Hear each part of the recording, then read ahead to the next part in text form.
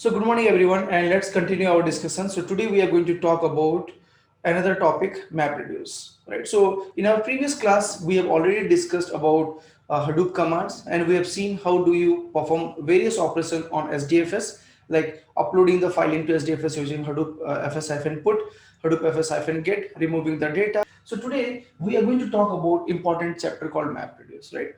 So as I've told, in the very initial version of Hadoop, we had only two things, SDFS and MapReduce, right? SDFS is used to store the data in distributed file system. We have already seen how to store the data. Now we want to talk about how do you process those data, right?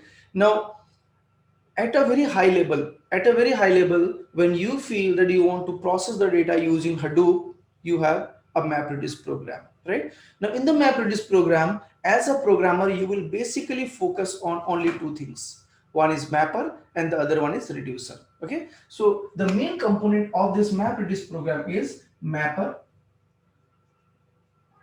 and reducer. Okay, which means anything which you would like to process using Hadoop, you'll have to think in two approaches, right? What should I write in mapper and what should I write in reducer? And these are basically the code which we are going to write. Okay, you will write some code in mapper, you'll write some code in reducer, and when you run your program, it will process your data and give you the desired output, right? But you will have to identify what should go in the mapper and what should be there in the reducer. Okay, now over the period of time, as we start mastering this whole MapReduce concept, we have many other components, like we have input formatters. Okay, we have something called record reader. Okay, we have output formatters.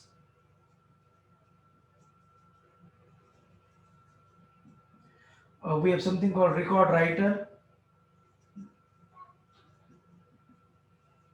Okay, now we have shuffle, sort, group by.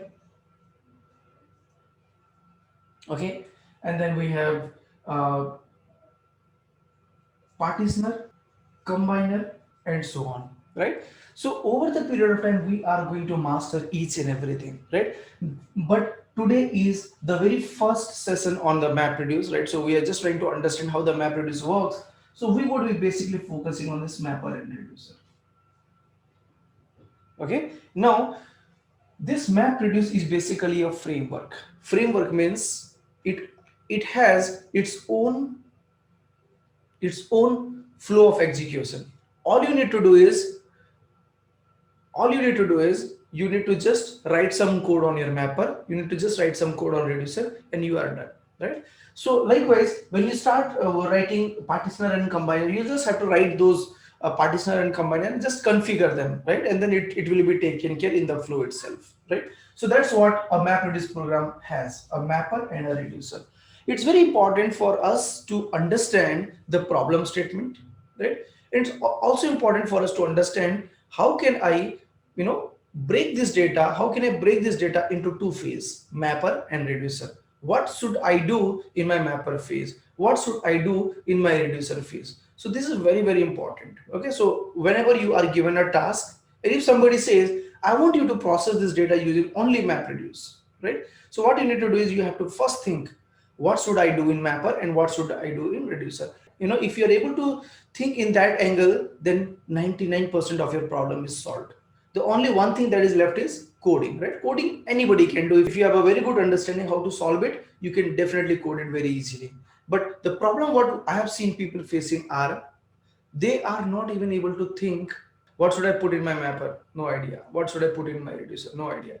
And that's the biggest thing, that's the biggest challenge in the industry, right?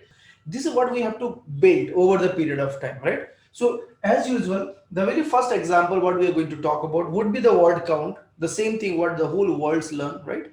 But we will not be just like restricted to word count. We will go and explore various other kind of data and other concepts, so that at the end of the course you should be champion in MapReduce. Okay. All right. Now you may say, hey, in 2020, why are we learning MapReduce when Spark is all people are all talking about Spark? I do agree with you, right? But if you go to very good companies, because when you put 3 years of experience, 4 years of experience, people feel that okay, you may know, MapReduce as well. So sometimes people will ask you these questions, and trust me, literally when you are working on a Spark job, there are some times where you have to go back to your MapReduce and fine tune something. Okay, and I will talk about that when it comes, because it does not make any sense to explain you right now, because you are just a beginner right now, right? So trust my words that yes, if you are learning MapReduce and if you are putting a lot of effort in learning this MapReduce, that is definitely going to help you tomorrow. Okay, let's move on. So we will talk about mapper and reducer. Okay, so yeah, so mapper and reducer, from a programmer point of view, they are classes. Okay, they are classes, and you will have to just write this class in a project. We will create a project in Eclipse. We'll create a class called mapper, we'll create a class called reducer, and then we'll start implementing our logic, right? But today we are going to talk about what is that logic which you have to implement. Okay, so let's talk about this mapper and reducer by taking an example of the word count, right? So let's start from here. Say you have a file. Basics are very important. Say you have a file, and this file name is word1.txt. This file name is word1.txt. Okay, now let's say this file contains some words, like let's say apple, ball, apple. Okay, again apple, ball, again apple, ball, and ball. Okay, let's assume this is what you have in a file called word1.txt, and let's assume the file size is 200 MB. Let's assume. Okay, let's assume the file size is 200 MB, and let's assume you have another file which has similar content: ball, apple, and ball. Okay, so these are two different files, word2.txt, and let's assume this file is also of 200 MB, right? So what we have is, we have two files, right? Word1.txt and word2.txt. Each of this file is of size 200 MB, right? And this is what is been stored in SDFS, right? So we already know how the data will be basically stored in SDFS. They will be divided into blocks, right? So let me just draw it over here. This is my, let's say, 3, 4, and 5. Let's say this is my 5-node cluster, right? So let's say this is my 5-node cluster, and I have just executed a command, Hadoop fs-put, right? So my command is Hadoop fs-put, right? Word star.txt, right? Both of them are word star.txt, and I'll say /user/hd user/ let's say there is a folder called word_count, right? There is a folder called word_count. So this command will do what? This command will upload this data from the local Ubuntu system, right, to your SDFS, right? And this is your SDFS. So we have a file of 200 MB, and what is our block size in our case? We are going to use Hadoop 2 and 3, right? So the block size is 128 MB. So the block size is 128 MB, and that means this 200 MB of file will be divided into two blocks, right? Two blocks. Block 1 will be of 128 MB. Block 2 would be of another leftover, right? So it is 2 and 70. Okay, so this is what the file will be divided into, right? And similarly, the same thing will happen here also. For word2.txt, I'll have B3 and B4 of 128 MB and B4 of 72 MB, right? So we will have block 1, block 2, block 3, block 4, which are divided, which are created from file word1.txt and word2.txt. Okay. Now they will be stored in your SDFS, right? So SDFS means this all these machines all together. So let's say B1 is stored here, let's say B2 is stored here, let's say B3 is stored here, let's say B4 is stored here, right? So they are stored in our 5-node cluster in this fashion. Of course replication factor would be there, but I will not talk about replication factor right now. Okay, so let's not make it too untidy, right? So what we'll do is we'll just assume that okay, replication factor is 1 and this is how the data is stored in your SDFS, right? Now we will have to think about how do I process this data, right? How do I process data? For this, what we need to do is we need to write a MapReduce job, right? We need to write our mapper and we'll have to write our reducer. And what is our requirement? Let's understand. The objective of this program would be to find out how many occurrence of apple and how many occurrence of ball is present in this whole data set, right? So if I just go and count, I'll say apple, see 1, 2, 3, 4, okay, 5, 6, 7. Okay, so what I'm getting here is apple 7. Okay, and let me count the ball 1, 2, 3, 4, 5, 6, 7, 8. Okay, and I can see ball is 8, right? So this is what the output I'm expecting from my MapReduce code. So we'll have to write our program and we should get the output like this, right? So let's start thinking about what should be written in mapper and what should be written in a reducer. Okay, so I'm just erasing this part. I'm just erasing this part. All right. Now, remember one thing, that whenever you are writing your mapper, there is a method called map. Okay, inside that class, you will see them practically when we start doing practical. There is a method called map. Okay, and let me tell you what is the duty of this map. This map method will be called one time for each line in your data set. Okay, what I'm saying is this map will be called one time for each line of a data file. Okay, so can you tell me for this file, how many times the map method will be called? I want you guys to answer. I'm saying mapper has a method called map, and that will be this method will be called one time for each line of the data file. Okay, so if I talk about this data file, now for this data file, how many times the map method will be called? 1, 2, 3, 4, 4 times total. Okay, for this file. Again, for this file, how many times the map method will be called? 4 times. Okay, so this map method will be called for each line, and in this map method, once the map method gets executed, you'll get the whole of this data completely.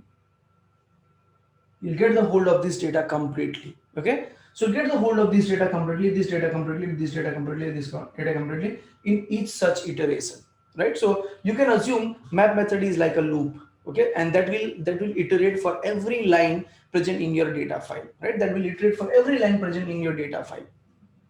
Okay, now having said that, so see, I have B1, B2, B3, B4. Why we have 4 blocks? Because the data was divided into blocks and stored, right? Now at the end of the day, you are going to write your MapReduce program, right? You'll write your mapper, you'll write your reducer, and then you will create a jar file out of it, okay? And that jar file will be submitted for execution, okay? Now, you may ask me, hey, my program will be executed in how many places, right? So let me tell you, this mapper will be executed.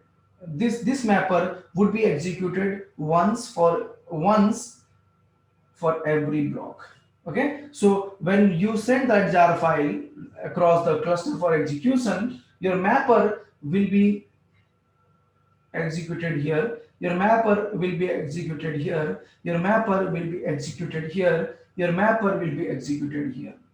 Okay, And whenever I say mapper will be executed here, that means I'm talking about map method. Okay, unless and until I don't specify the specific method name. There are other methods also we will learn. But what I'm saying is, when I say mapper is getting executed here, understand that map method will be called.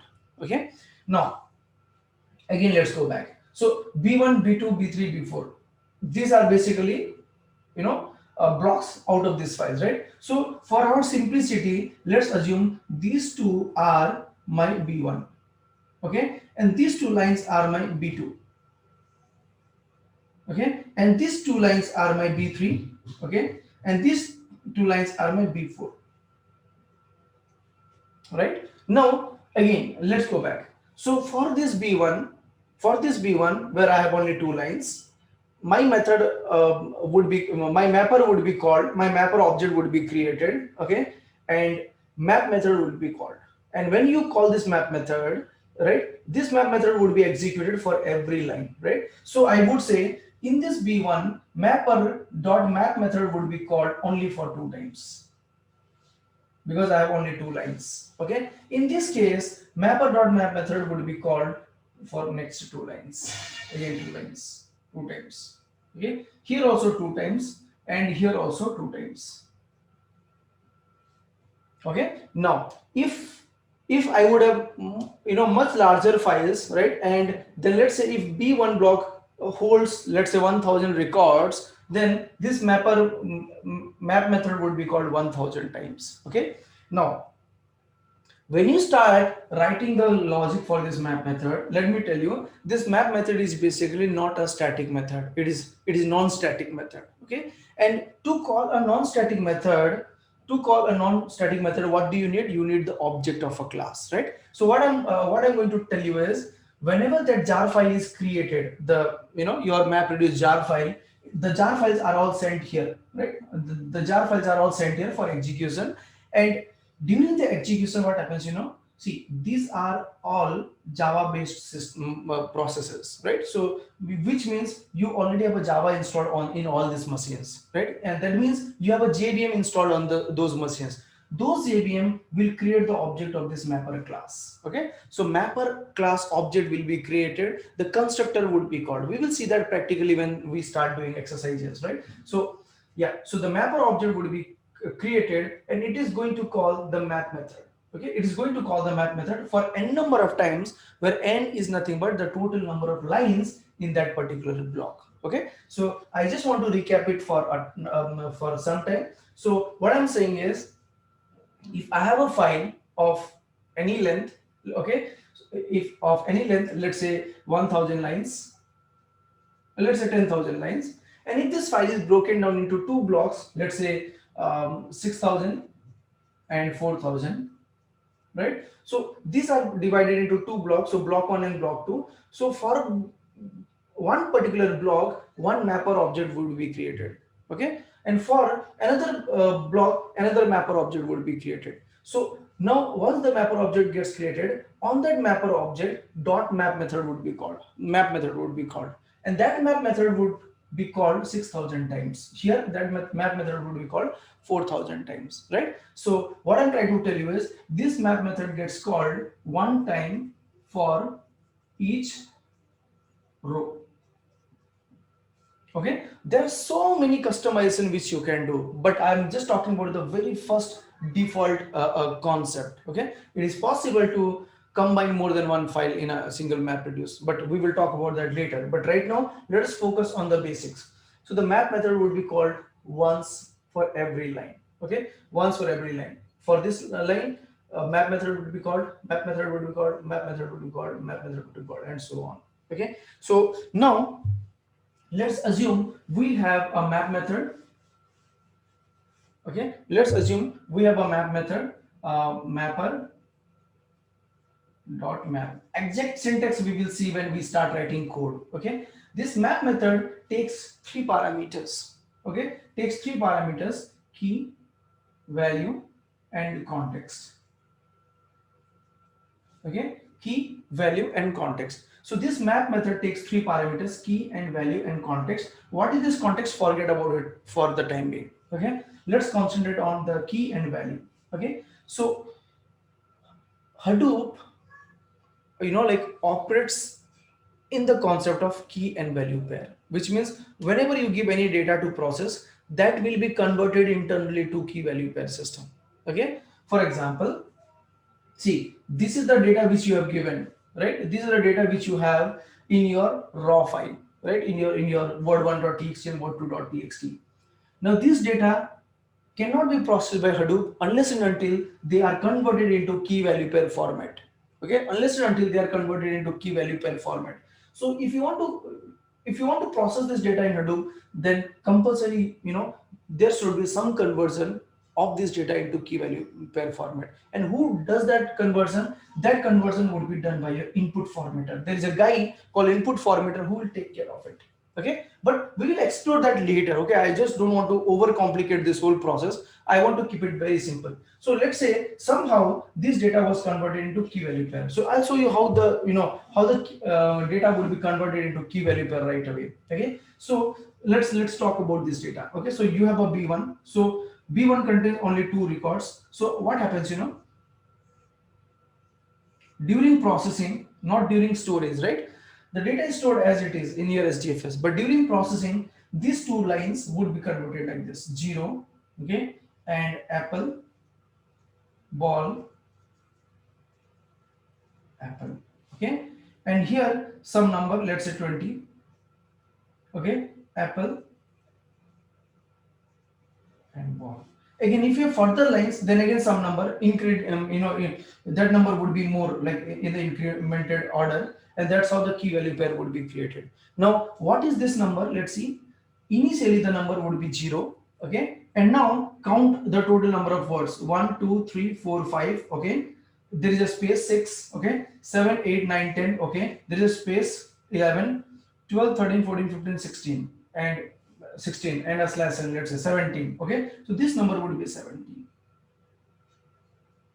okay. Similarly, now again count this. 17 is done, right? So 18, 19, 20, 21, 22, 23, 24, 25, 26, 27, 28. So let's say 28, right? So likewise, you will see the keys are getting generated like this. Okay, the keys are basically what? They are nothing but the total number of characters read so far in the previous line, right? So see, 0, why 0? Because it is a new record. 17, because up to here there were 17 words, there were 17 characters, right? Again 28 here, because up to here there were 28 characters, right? So likewise, the key would be created. Okay, so these keys are called as offset. These keys are called as offset. Who does that for you? Your input formatters. We'll talk about that separately. But yes, that is how the data would be converted into key value pair. Done. Now your value would remain as it is. Okay, so for your first line, for your first B1 block, you will have only this. Right? Now similarly, this B2 block would also get converted into key value pair during processing, right? Now, what will be the number here? That is important for us to understand. See, this is basically a new block altogether, right? So the number would start with 0. Okay? Don't assume that the number would start from wherever we left in the previous phase. No, the number would start from 0 here. So now I would say apple, ball. Okay, and then I'll say again, check the total count: 1, 2, 3, 4, 5, 6, 7, 8, 9, 10. Okay, and let's say 11, right? And then I will say the next line: ball and ball, right? So that is how the data would be stored. The data would be converted, not stored. The data would be converted in form of key and value before we get it for processing. Okay. Now similarly, your third block would be this: 0, ball, ball, 4, 4, 8, 9, 10, let's say 10, and apple, apple. Okay, again similarly here, B4, right? So here you will have apple and ball. So 0, apple, 5, 6, ball. Okay, so likewise the data would be converted into a key value pair format per block.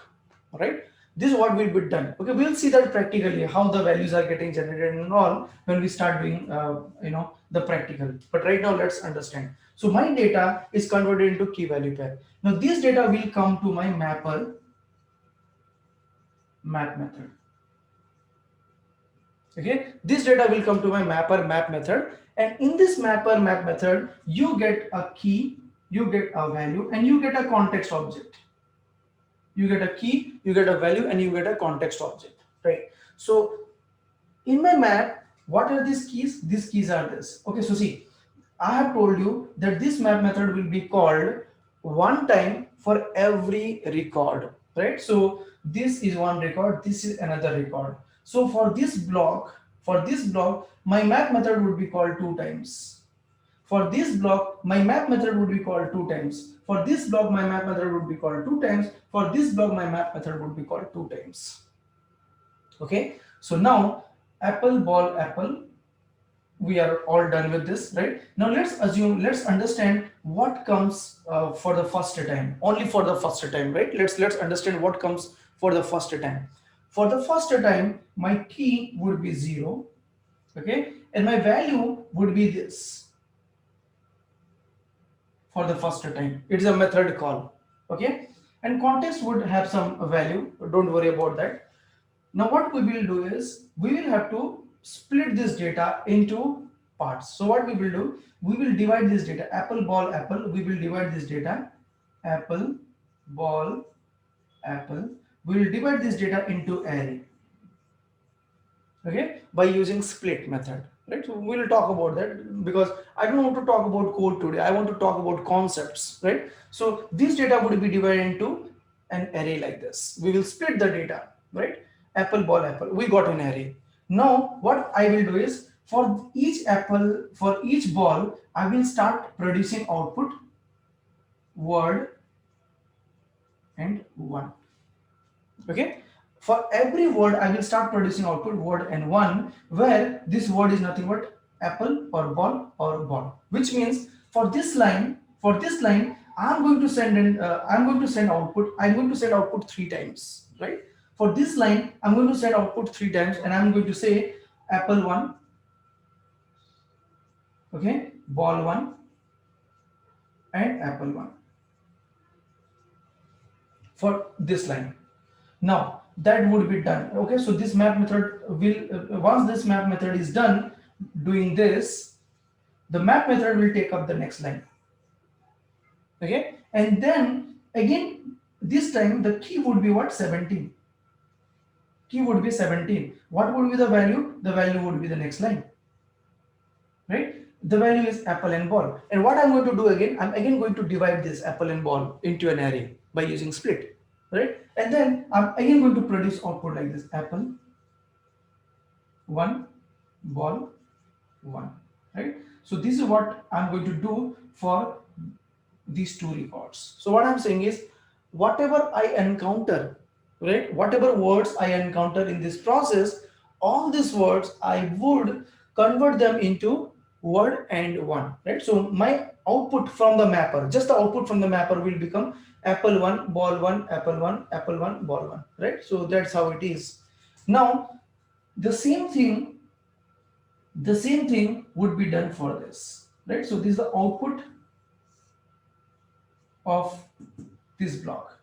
Now let's talk about output of this block. Same thing will happen here also. And what is the output you are going to get? You are going to get apple 1, ball 1, ball 1, ball 1, right? Because here also the map method would be called two times. First time the key would be 0, the value would be this entire record, and then we will we'll divide them and create an array out of it, and then we will say apple 1, ball 1, again ball 1, ball 1, right? So that's what the output would be given by this particular block. Okay.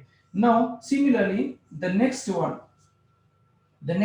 would give you ball 1, ball 1, apple 1, and apple 1, right? So this is what you are going to get from your third block. So now finally your final block would give you the output like this. You will say apple 1 and ball 1.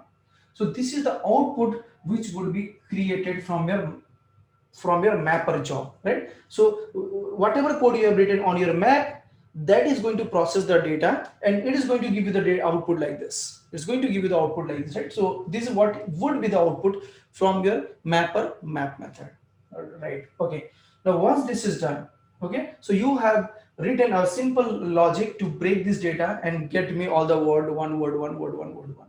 Okay, done. Now once this is done, see, all these things are happening in the locally in all this machine. See, you have a computer here, right? And these are node 1, node 2, node 3, node 4, and your mapper is running locally, guys. Here your mapper is running here, mapper is running here, mapper is running here, mapper is running here on that data which is already present inside this, right? So it is running on those data which is already present inside this, which means all these operations are happening locally within themselves, okay. Now once this is done, what will happen? You know, all this data would be brought together. Okay, all this data would be brought together and they would be collected together. And when you collect all this data together, how it will look like? It will look like, you know, a big container where you have put all this data together, right? So this data would be collected together. Okay, and then this data would be sorted based on the key. Okay, so let me tell you how exactly it looks like once we are done with that. So I'll just erase little portion. I just don't want to disturb the entire diagram right now. Okay, so all this data would be collected together. So I'll just show you it here. Okay, all this data would be collected together, and once I collect the data, it will look like this. See, the first data would be apple 1, ball 1. Okay, apple 1, again apple 1, ball 1. Okay, first line, then you have apple 1, right, ball 1, then again ball 1, ball 1. Second is over. Again, let me write it here itself, back to back. Ball 1, ball 1, apple 1,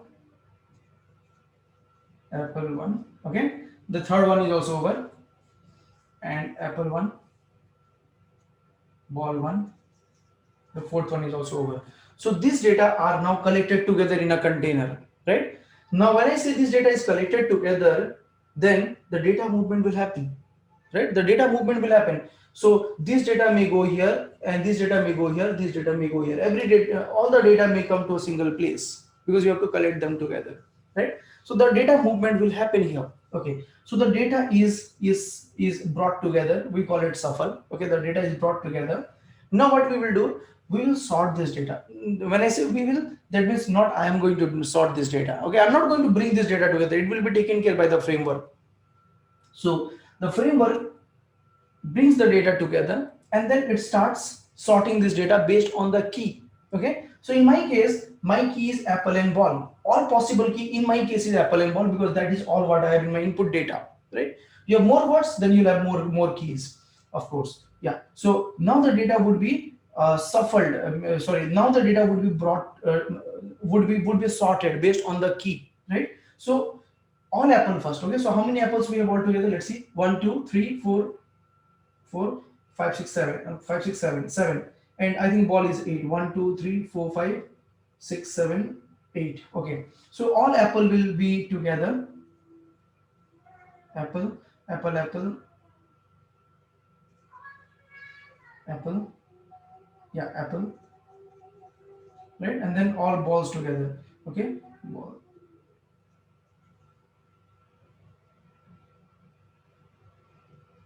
Okay, so likewise the data would be sorted based on the key. Okay, so you should have apple 7 and you should have ball 8 balls altogether. Okay, that's how the data would be sorted. Now once they are sorted, now a group will be created based on the key. Okay, how many groups we have? All possible groups here, 2 groups, apple and ball, right? So now once the group is created, let me write it here. We have little space. I don't think so. Okay, give me a minute, just a minute.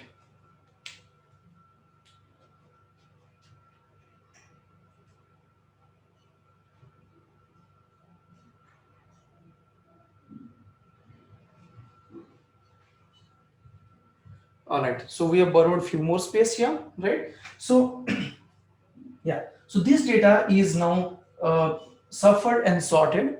After this sorting is done, now let's put it here, right? So after the sorting is done, then they would be grouped by, right? So when you group the data would be grouped like this. Now we have two groups, apple and ball, and the grouping will happen based on the key, right? We have two groups. So the first group is apple, the second group is ball, okay, and what are the values I have? All ones, right? So 1 1 1 1 1, okay, and again ball, so you should have 7 1 2 3 4 5 6 7 1 2 3 4 5 6 7 8. Okay, so that is how the data would be grouped finally. Okay, so this is the output of your group by. This is the output of your group by. Once this group by happens, then this data will go to your reducer. This data would go to your reducer. Okay, so this data would go to your reducer, and in the reducer phase, we will focus on counting these numbers, right? So when you write a reduce, when I say this data will go to the reducer, that means this data will go to a reducer class. We will have to write the reducer class logic as well. Okay, so when you write logic in the reducer class, reducer class will have a method called reduce. Okay, like your mapper had a map method, reducer class has a reduce method. And what does this reduce method do? This reduce method takes three parameters: key, value, and context. Okay, now in our map method was also taking key and value pair. In our reduce method will also take key value pair. Now in this key value pair, the key would be this group name. Okay, the key would be this group name, and the value would be this array. Okay, and this would be the key. Key would be the group name, and value would be the array, right? So here you get the key. For the first time, key would be apple, and the value would be all ones. Okay, now what you need to do out of it? You will have to go through this array, right, and start counting all the ones, right? Start counting all the ones. So you write your logic which can read the data from the array, and it starts counting 1 1 1 1 1 1 1, and it says apple is 7. So the output of this would be apple and 7. Okay, again for the next line, ball 8. So this is what you are going to do in your reduce method. Okay, now can you tell me how many times the reduce method is getting called in this whole example? In this whole example, how many times your reduce method is getting called? In my case, it is getting called 2 times, right? One for apple and another one is for ball. Okay, so what is the conclusion I can make from this discussion is my map method would be called, okay, n times, where n is equal to number of lines, right? Where n is equal to number of lines. Whereas my reduce method would be called, okay, let's say z number of times, where z is nothing but the total number of unique words. Is not it? Now see, no matter how much data I'm processing, let's say I have 1 million records. So let's say I have 1 million files, okay, and let's assume all the possible words in those 1 million files are just apple and ball. Then your reducer method will be called only 2 times, It's not it. Whereas your mapper would be called n number of times, where n is equal to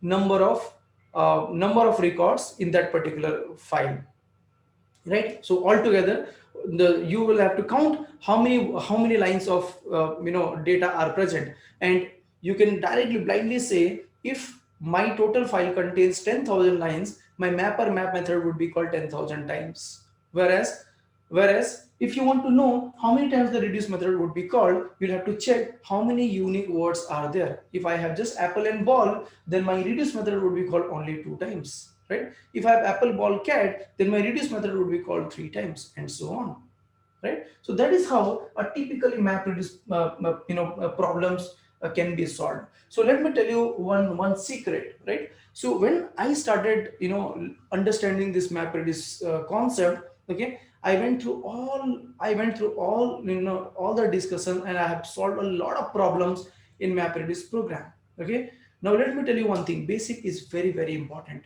If you are able to understand this word count problem very clearly, okay, and if you can put them on your mind forever, I'll give you a guarantee that you will be able to solve any kind of problem. Okay, whenever you face any problem on MapReduce, just think with respect to word count example, and as I have told you, you will be able to solve any kind of problem from there.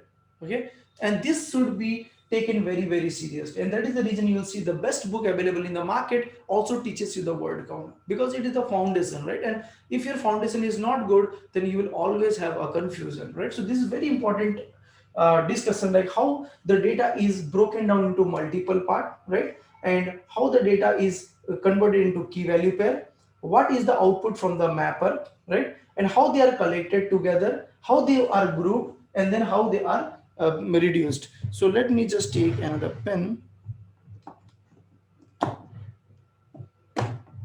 Okay, so we all know that this is your raw file, right? And these were broken down into blocks, right? And for each block, the data were converted into key and value, right? And who did that? That was done by input formatters. Okay, so that they were converted by input formatters. Now, once you get this output, now it went to your mapper, right? And what did the mapper do? Mapper, for each line, for each word, it started giving you the output, word and one, apple one, ball one, apple one, ball one, and so on, right? Okay, now the mapper output is this, right? So mapper dot map method gave you the output like this, like this. Now all this output were collected together in a container, right? So all these things were collected together, and then they were sorted, right? So they were collected together here, and then they were sorted by the key, right? So you can see all the apples first, and then you see all the balls next, right? And once they are sorted perfectly, then it was converted into a group, right? Wherein you have apple and all the one together, ball and all the ones together, and then this data went to your reducer for processing, where the key to the reducer is apple and ball, and then the values are this array. And what you are doing is you are just trying to count the element from the array, and then you are just trying to say, okay, my apple count is 7 and my ball count is 8, right? So this is how your traditional map reduce will work, right? So we have to make sure that we understand each and every bit and pieces of it, right? Once you are good enough understanding, okay, this is how it is, I'm sure you will find it very easy when we start implementing our first MapReduce program, right? So all we have to understand, see, as a programmer, in this whole discussion, okay, what is that you are going to write? Okay, in this case, you're just going to write mapper.map method and reducer.reduce method. Okay, so you will just write the logic to break these lines into apple one, apple ball one, apple one, ball one, and all. And you will write a code to add this data, and remaining everything, like the data would be shuffled, the data would be sorted, the data would be grouped by, will be taken care by the framework. Okay, the data would be converted into key value pair, everything would be taken care by framework. So all you need to do is you have to just worry how do I code my map method and how do I code my reduce method? That's it. Okay, so map reduce is not difficult. Okay, that's what I wanted to tell you. You just have to focus on map and you just have to focus on reduce, right?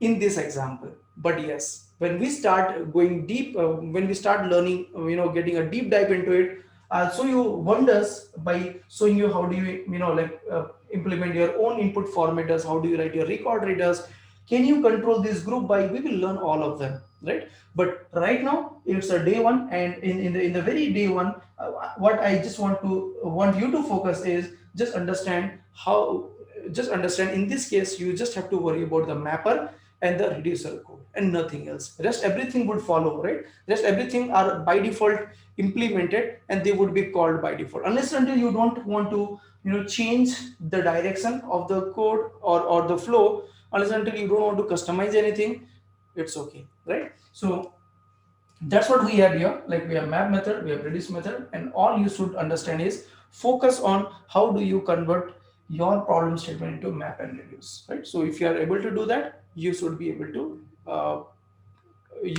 solve this problem very, very quickly. Okay, now this is one example of the word count, how you can basically solve the word count problem, right? So let's move forward and let's understand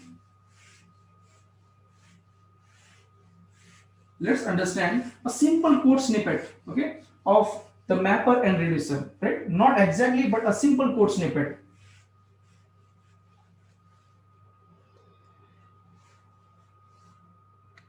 Okay, now as I've told you that your mapper and reducers are basically what? They are basically your Java classes, right? So your mapper is a Java class, your reducer is also a Java class. You'll have to implement these classes, right? So how do you basically write? See, mapper, right? So when you are writing your mapper, your Hadoop framework also has given a mapper. Okay, Hadoop framework also already has a predefined mapper class. So your mapper should extend that mapper. I'll say my mapper. Okay, this one should extend Hadoop mapper. Okay. Similarly, your reducer should be a child of predefined reducer class. Okay, so in Hadoop there is already a mapper class available and there is already a reducer class available, and when you are trying to implement this on your code base, then your mapper class should implement the predefined mapper and your reducer class should implement a predefined reducer. Okay, now in this mapper there is already a map method defined. In this reducer class, there is already a reduce method defined. Okay, and all you are going to do is you are going to extend them. You are going to override those methods. Okay, so my class would look like this: public class my mapper. Okay, and then I'll say extends mapper. Okay, so this mapper is basically a Hadoop mapper class, Hadoop framework given mapper class. Okay, now see, this is inheritance, right? This is inheritance. Now if I have a mapper class and if my mapper class already has a map method, and if I want to redefine my logic, right? Because my logic depends, right? It's not necessary that every time I'll do only word count. I may do something else as well, right? So you can just define the map method. So how do you define? You say public void map, okay, and then it takes key value pair and context object. Okay, it takes key value pair and context object. Now by default, what is the key? The key would be basically some sort of integer. Okay, and what would be the value? The value would be some sort of string. Okay, and since we are discussing this, let me also tell you, in Hadoop, whenever you want to work with integers, strings and all, okay, no doubt you are writing a Java code here, but you are not supposed to write integer and string in Hadoop. Okay, reason is this integer is not a serialized object. Okay, these integers are primitive types, and this string is not efficient. So what I'm trying to tell you is Hadoop has created their own data types, okay, and we call it writables. We call it writables. For example, for integer you have int writable, okay. For let me write it completely. For long you have long writable, and so on, okay. For float you have float writable, for double you have double writable, for string you have text. For string you have text. We will talk about this separately, okay. I'm just giving you a like 1 minute recap, nothing more than that, but we'll go in detail as we touch the data types. Okay, so here it will be a long writable, okay, long writable, integer kind of, as I told you, right, and string kind of, as I told you, then this would be text, right. So you can assume this long writable is like a string, sorry, like an integer, and you can assume this text as a kind of string. Now when you get this text data, right, v is a text, you will convert that into string. You'll convert that into string by using toString method, okay, by using toString method, and you'll get here, I'll say string data, okay, or string line I would say, because it stores each line at a time, right. Now what I'm trying to tell you is this map method expects you to pass the data in form of writables, right, like long writable, text, and so on. But within this you have all the freedom to convert that into integer or to float or to double or to string, anything, and do whatever computation you want to do, okay. Whatever computation you want to do, you can do that. And once your computation is done, so see, the logic would be v dot toString will give me line, okay, and I'll say line dot split, okay, and I'll say split them by space. There are spaces in all this apple ball. So split by space. So what it is going to give you? It is going to give you array. So I would say string array. This is going to give you an array, right? So once you get this array, then I should say for each element in array, for string, I'll say element from array, okay, and I'll say context dot write. Okay, and context dot write, what are you supposed to write? You are supposed to write word and one, right? So I'll say e and one, okay. But as I have told you, Hadoop does not work with the primitive types. Hadoop has its own data type. So you should say, see, this e is basically a string. You should not do that. You should say new text of e instead of this e. You should convert that into a text, and instead of one, you should say new int writable, new int writable of 1, not directly 1. Directly 1 is integer, directly e is string, right? But that is not going to work. And context.write is basically, it says, hey, I want to emit this output, okay, from my mapper code. So what I'm trying to explain you here is, whenever you write your MapReduce program, okay, so always keep one thing in mind, that all the input that it is going to receive will be in form of writables, int writable, float writable, text, and so on. All the output that it is going to throw back will be in form of writables, integer, int writable, float writable, double writable, text, and so on. Apart from that, whatever you want to do in the middle, it's your call, right? Convert them into primitive, whatever you want to, and then do whatever calculation you want to do. And then when you are sending the final output, wrap it inside your writables and then send it to the reducer, okay. So that is what you have to take care of, right? So you understood, right? So how the map method is getting implemented, it's very simple. You just take the you just take the key, you just take the value, you divide them by you convert that value to a string, and then split them by a space, you get an array, and then you iterate through an array and you say key value, right? So where key is basically your words and the value is basically 1, right? So you're just saying apple 1 ball 1, apple 1 ball 1, and so on.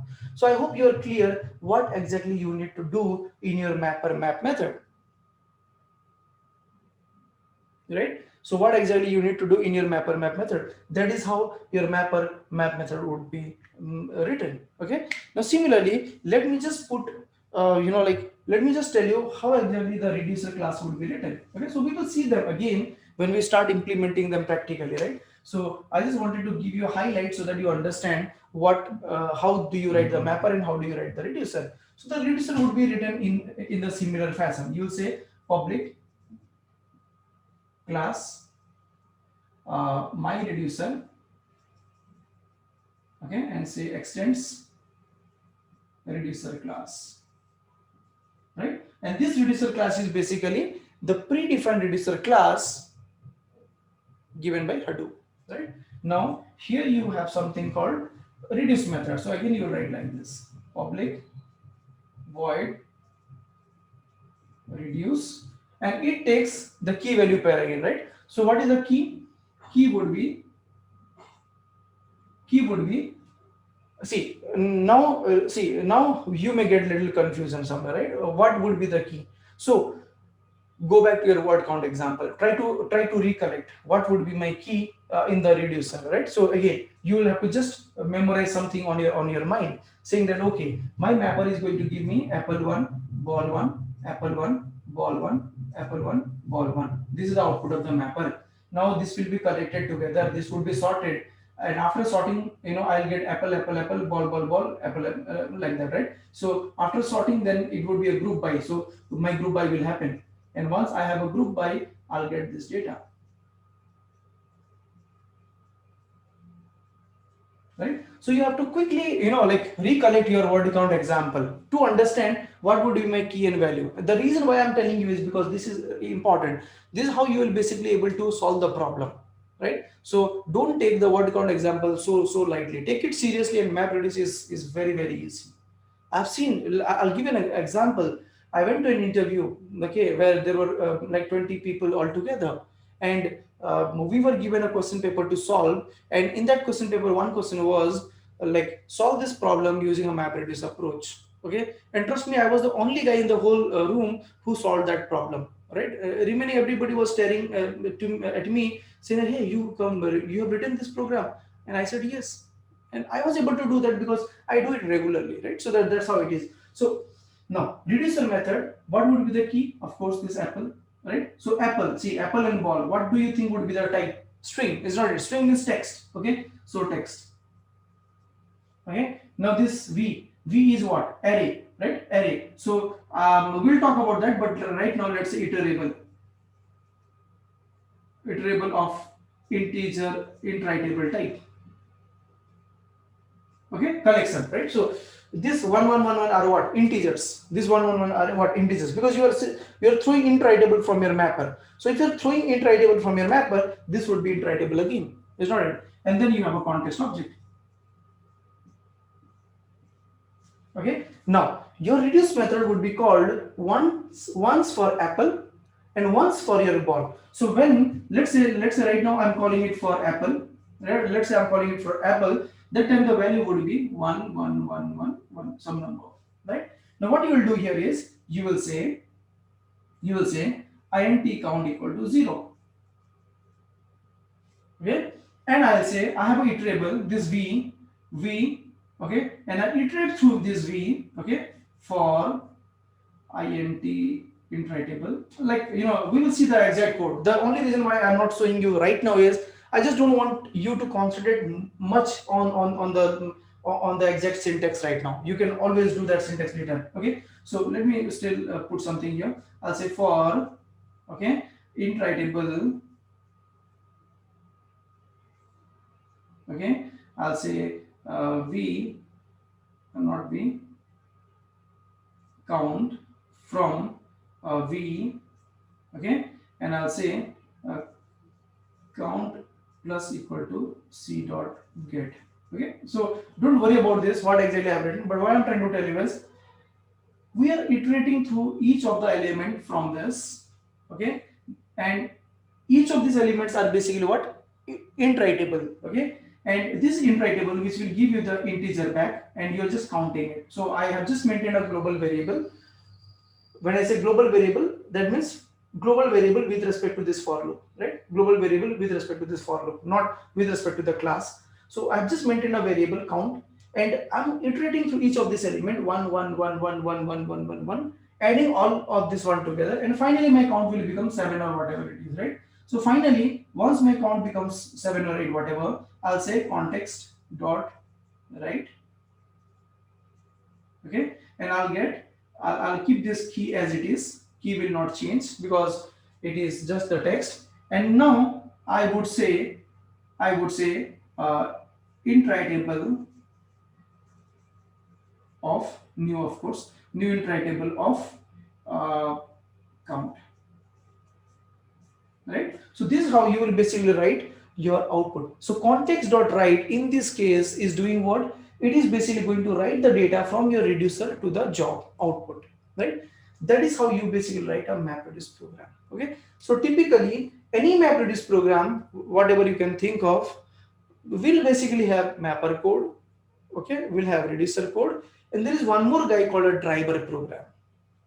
Okay, and that driver program, see, if you have seen these two pieces of code, nowhere we have a main method, right? You may come and say, hey, we know that main method is the root, is the main execution class, and that is what we have learned. Then how will they be called, right? So we will also have to write one more method, one more class called driver class, wherein you will define your main method, and you will configure your input path, you will configure your output path, you will configure your mapper class, you will configure your reducer class, and other configurations, right? And that is not that much important to understand really, right? So this is the most two important piece which I want you to understand, okay? That when you see it looks very, very neat and clean, but the whole thing is, given any problem statement, okay, all we need to think about is, can I break this problem statement into two parts, mapper and reducer, right? So take any example and try to break this example into a mapper and reducer problem, and if you are able to do that, then your problem is solved.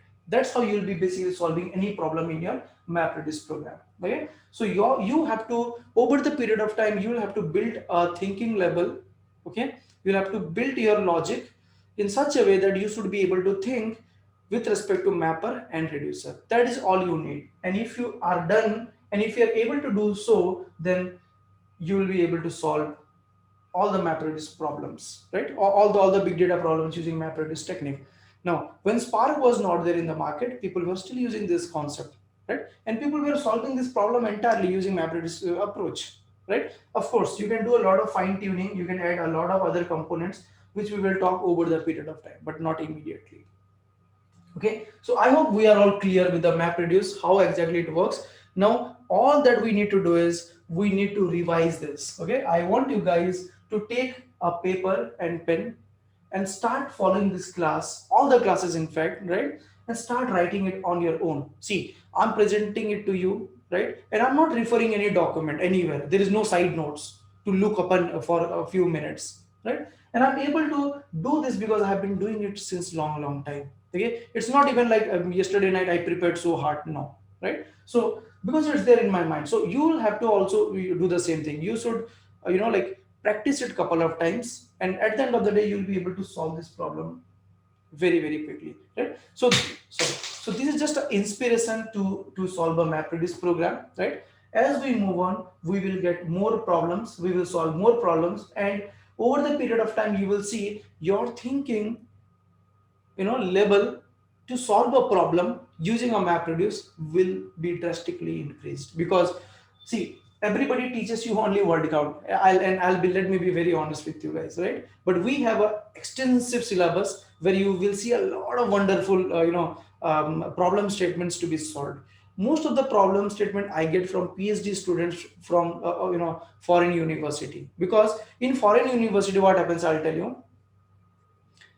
Recently I got a project from a foreign university, and they said, hey, we want to implement this, and my professor is strictly saying no to a Spark job. We will have to do it only on MapReduce, right? So there are constraints in the foreign university where they say you have to get your basics very clear, right? So I get some like a lot of times I get this kind of problem statement to solve, and I basically feel, okay, if I'm solving it for the foreign universities, then I'll definitely include it in my courseware also. So likewise, I have been doing this, solving a lot of MapReduce program. Like we will go beyond just the word count, and we will see a lot of other concepts.